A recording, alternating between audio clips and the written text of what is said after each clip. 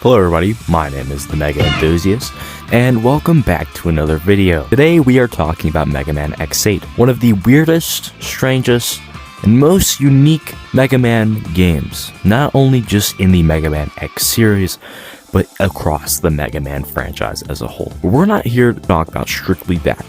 We're here to talk about how Mega Man X8 probably saved the 2D gaming genre. Well, we must go back to the PlayStation era around 1996 and 1997. This was the beginning of the 3D era for gaming. This meant no more 2D, and every game that was released as a 2D game almost always got bad ratings, just for the fact that it was not advanced enough, according to critics and people, playing from home. People were like, I want to see more 3D games. And, even if games were 3D, but really, really bad, they're still better than the 2D ones because they're 3D.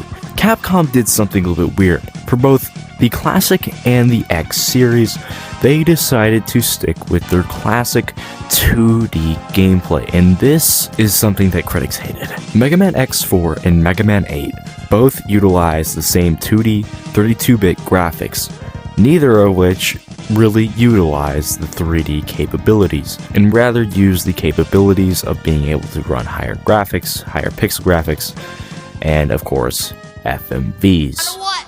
What am I fighting for? Now, these games received awful reviews from critics, strictly due to the fact that they were 2D.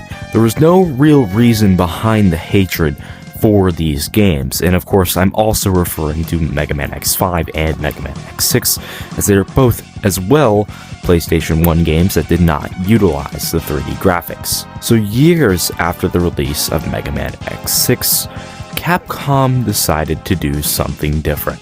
With Mega Man X7, Mega Man X7 was made 3D, and this wasn't exactly taken as the most positive thing for the game.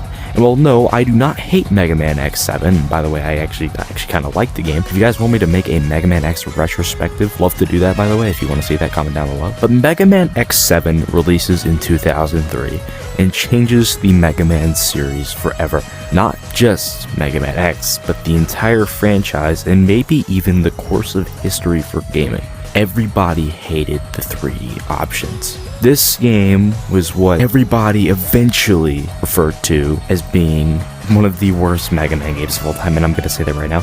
It is not one of the worst Mega Man games of all time. That is given mostly by critic reviews. It's okay, don't worry, that's just my opinion. And so Capcom decided to change it up for their next game. After Capcom illustrator and father of Mega Man, he really isn't. I should really make a video on how he isn't eventually, but that's for another day. Keiji Inafune, he really wishes that they did not go the 3D route for Mega Man X7. The game did not have to be 3D. So in 2004, they started development for Mega Man X8, the next installment in the X series. But little did they know, this game probably could have changed the course of history for video games as a whole for the rest of this generation and onward. Mega Man X8 releases in March 2005, and this game receives great reviews. Sure, they didn't make near as many copies as they did with the previous 7 games, but it got really good reviews. And people were loving the 2D art style, the 2D gameplay. Everything about it was just really, really smooth. And it started to make people think, do we really need to make games 3D? Mega Man X8 was an absolutely incredible game from start to finish. And while yes, it has mixed opinions from many people, but in my opinion, it is a great game. It also just changes everything. It really was just the classic Mega Man X formula, but now in 2.5D. And I believe that this idea inspired many 2D games after this.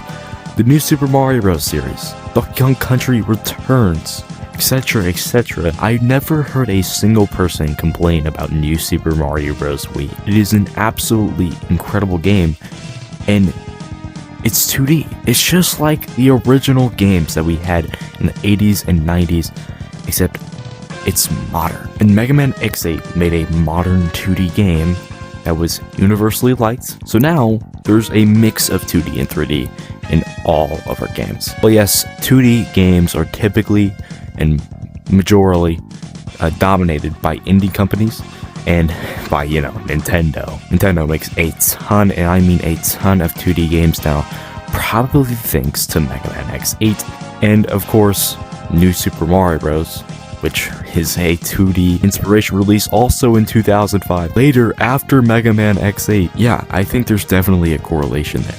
While you don't have to believe me, you have to understand that Mega Man X8 definitely did have an impact on the gaming industry and on gaming as a whole. It saved 2D gaming in a way. And that, folks, was Mega Man X8 and why it saved 2D gaming.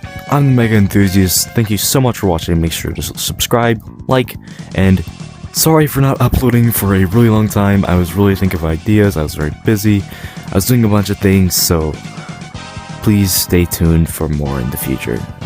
I'll see you in the next video.